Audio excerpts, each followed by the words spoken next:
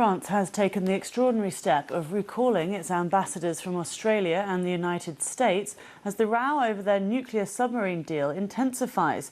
Australia scrapped a multi-billion-dollar deal to buy French-designed diesel-powered submarines in favour of US-made nuclear-powered ones.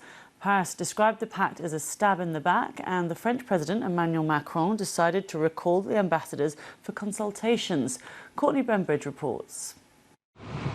Get to know him. Back in June, the two presidents sat side by side in the sun in the UK. Things are going, I think, well.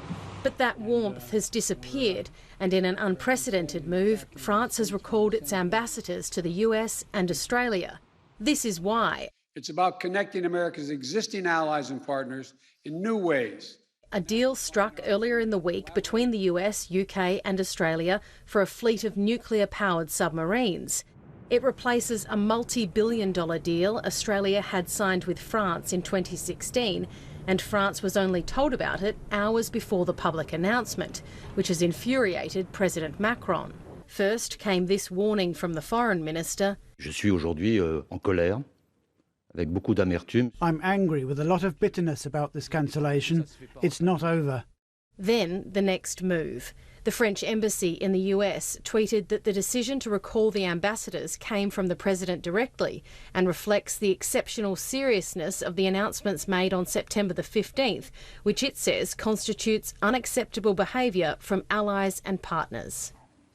The US says France is its oldest ally, and the Defence Secretary has spoken to his French counterpart to try to resolve their differences. It was clear from the discussion that there is still much work to do in terms of our defence relationship with France. I mean, more things to work on. That there are opportunities and shared challenges and shared interests that both ministers committed to continue to explore. The pact means Australia will become only the 7th nation to operate nuclear-powered submarines, and it's widely seen as an effort to counter China's influence in the contested South China Sea, where it's built up military bases on islands and reefs.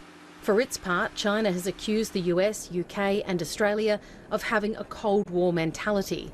Courtney Bembridge, BBC News.